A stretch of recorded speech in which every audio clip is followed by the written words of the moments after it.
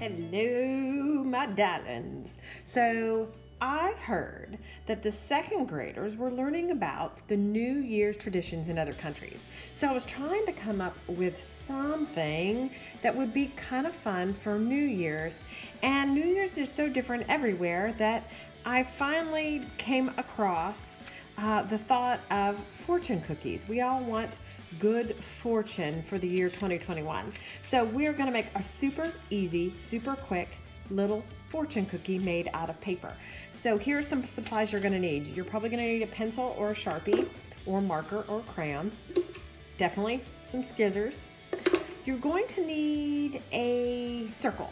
So depending upon the size of your circle, kind of tells you the size of your fortune cookie. If you want it to be realistic, it probably needs to be like a cup would be a perfect circle, right? I'm using the lid off of something because I need mine a little bit bigger. This one was made, I don't know if you can really tell, this one was made from the circle of a coffee cup, right? So I'm hoping that this lid, as you can see, is a little bit bigger. So I want it to be, oops, a little bit bigger, but you can use whatever size, or you could use a dinner plate if you wanted a giant fortune cookie. You could totally use a dinner plate. You're also going to need paper. Now, do you need plain white paper? No. If you have colored paper, construction paper, even if your mom and dad have like scrapbook paper, you could make all kinds of fun fortune cookies and give them out to your family at dinner, which I thought would be kind of fun if you put one at everybody's dinner plate, and then they could get their own fortune. Right, so let's go ahead and get started. So first you're going to need some paper, right? And you're going to need your circle, right? So you can see that I've already kind of started too. So we're gonna go with the blue here. And now here's the trick. Some of you think that you put this circle smack dabby right in the center of the page. Please don't do that. You have all this great paper, right? You do one circle in the middle, you might only get one circle out of it. So think about your spacing and put that circle close to the edge. Not only is this going to save you paper, but it's also going to make it super, super easy for you to cut it out, right? So see, I held my circle down with 1 or 2 or 3 fingers, used my other hand to go around it. Bam, right? Another circle. See, now I can put this one pretty close to the other one. And I'm gonna just do a couple. Whoop, it just jumped out from it. And I can get about 3, so that's pretty awesome. Remember, if you're doing a Sharpie, if you're using a Sharpie, always make sure you have several different pieces of paper underneath. You don't want that Sharpie to bleed through. Your mom and dad would be real upset if that happened.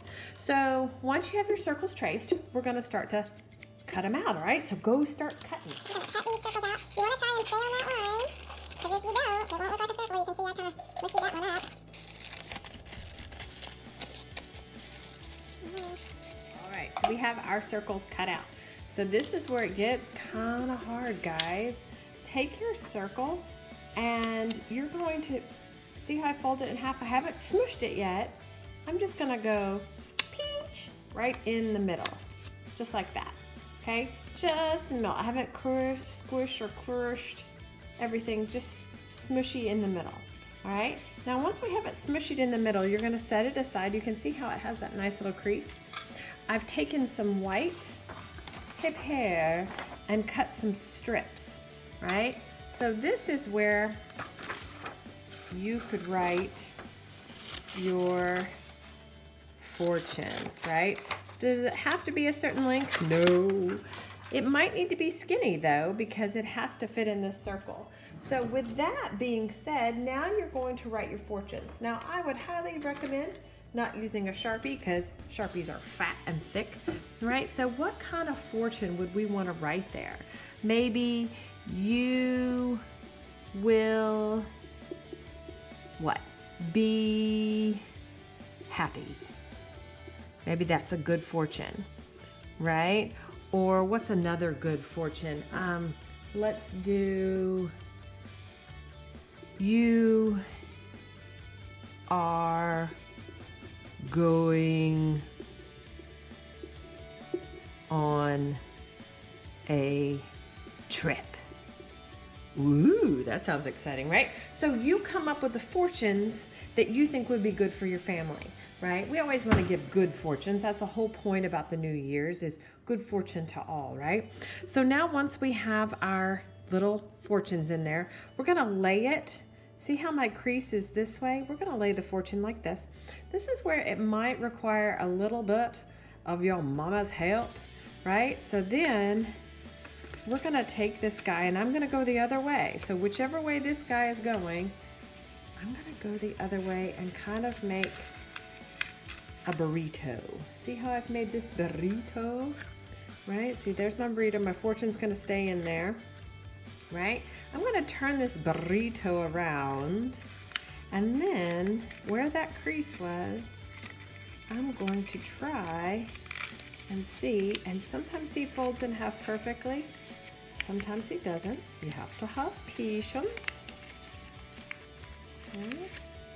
So now do you see what happened? I put my little fingers in there, and I made the paper kind of do what I wanted it to do. You're bigger than the paper. You're the boss. And look at that. I have a fortune cookie. Now see how he flies open? You might have to hit him with a little bit of glue. I forgot to tell you about the glue thing.